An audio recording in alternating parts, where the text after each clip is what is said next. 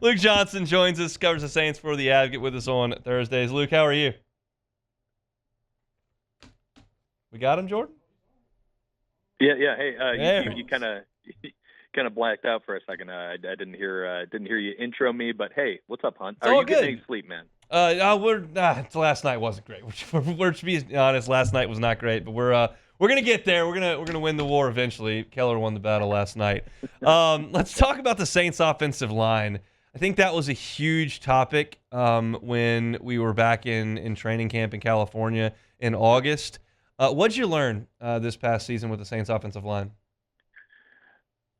Um, I think I learned that they have potential to be pretty good. A lot better than we thought going into last year. I think Fuaga had a really nice rookie season as a left tackle.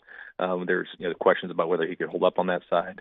I think Trevor Penning had look, he's by far like not close to being a perfect player, right? But I think he took a lot of strides forward, and he can be somebody you can count on. Um, I think when Eric McCoy was healthy, he's one of the best centers in football, and Cesar Ruiz was fine. I think really they're one player away from having a decent to good offensive line, which I think I would have been surprised to say that last year this time.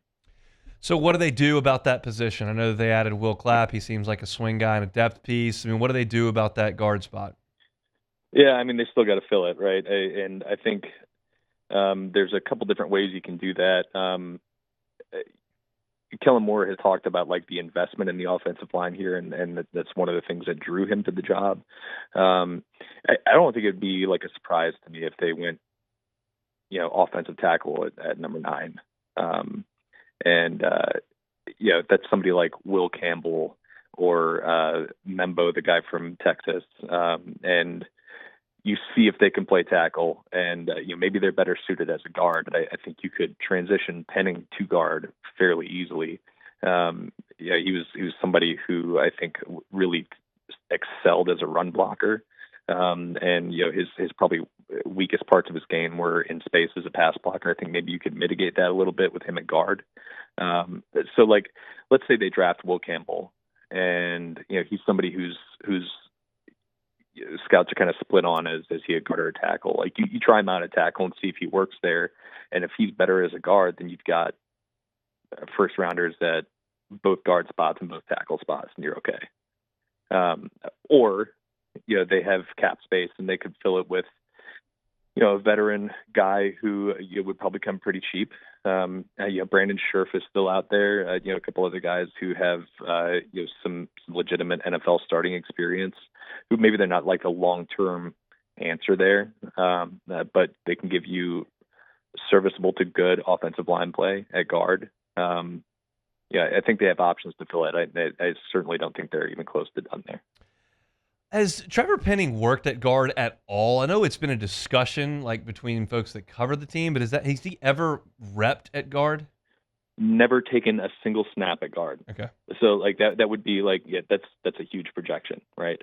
Like some guys can't do it. Like he's never played guard even in high school. So that'd be a risk if you decided to say like maybe that's where he best fits. But I do think that, like, based off of what we've seen, I think he would be pretty good there. And we've seen guys have success making that transition, right? Like Mekhi Becton last year, like he was a very similar player to Penning, like big, huge, athletic, who struggled at tackle, and you put him in a guard, and he played pretty well for the Philadelphia Eagles during the Super Bowl run. So, like, I think when you see stuff like that happen, you can kind of see that path for Penning existing if the Saints wanted to take it. Now, I have no idea if that's something they'd even consider, right? Maybe they are just like, he is our right tackle, and that's where he's going to be. But I do think that it should be on the table for them. I don't expect you to be able to recall offensive lines from a decade ago, but as I look at Kellen Moore's career, I know that Dallas invested heavily in their offensive line and had a really good offensive line over the course of time when he was there, and I know what Philly's line was last year. I don't know what LA had in that 1 year he was there, but like it feels like Kellen Moore has had some really good offensive lines to call plays for. How do you feel like the Saints potentially stack up in that discussion? Well, I mean, they're not on par. Like Philly had 4 Pro Bowlers on its offensive line last year, right? And the other guy was Mekhi Becton, who just signed like a $10 million a year contract with the Chargers. He had 2 of the best offensive linemen of their generation with Dallas, with Tyron Smith at left tackle and Zach Martin at guard. In addition to guys like Lyle Collins, who played very well for him while he was there. In LA, he had Rashawn Slater at tackle. I think Corey Linsley was still the center there. Two of like the high profile players of their position in the NFL. I think he has at least that and Eric McCoy. Yeah, I think as long as McCoy can stay healthy, he is like a top 5 center in the NFL. I think it remains to be seen with the rest of them, but like I do think that there is like there's some upward mobility for those guys. Especially like Penning, if he can build on what he did last year, if Fuaga can build on what he did last year, I think you're looking at 2 solid pieces there. A really, really good one in Eric McCoy, a fine player in Cesar Ruiz. I don't think he's ever going to be a dominant guard, but I think he's solid when he's in there. If you can just get one more piece, I think you can have the makings of a pretty good offensive line. And we saw it like when Derek Carr was in the lineup. He played 10 games, he took 8 sacks. And when they had those guys all together, their running game looked pretty good. Now they're not going to be like doing that strict zone heavy running game that they did last year under Clint Kubiak, but like you can see the elements there being successful. Yeah, whenever you talk about things like that, I bring myself back to those first 2 weeks, and I wrestle with it a little bit. I wrestle with the fact that Carolina and Dallas weren't any good, and I wrestle with the fact that the Saints really did look so good. And I wonder if I think it's easy for us to look back and go, those 2 teams suck, don't look at anything. But there's also a part of me that wants to go, it still was pretty good for 2 weeks before it all fell apart, and maybe there's something there. Yeah, I mean, like, I don't think you can look at those 2 games and really convince yourself, but I do think that you can say, like, hey, when it was going right, it was going really, really good. Let's, like, lean into the strengths that we showed there when we were healthy. I do think that you can take some of that. You just can't, like, what I hope they're not doing as an organization, which, like, maybe they are. Yeah. Because they had so many injuries last year. What I hope they're not doing is they're like looking at those 2 games and they're saying like, well, yeah, well, we can be that. Okay. Because it's just like that was unsustainable, right? Yeah. Like you can't do that over the course of the year. But I do think that you can say, like, we have some pretty good players. Let's continue building on that and see where this can go. Like, it's not like I don't think it's a total blow up situation there. They've got good players on the line. They've got good players at receiver. They've got a really good running back. Quarterback is what it is. I know everybody, hates Derek Carr around here, but he played pretty well when he was in the lineup last year. You can make that work offensively, but they need to keep building on it. Anything that you may expect to hear in the next 7-10 days as far as free agent signings go? Maybe a name or a position, or all is kind of quiet right now?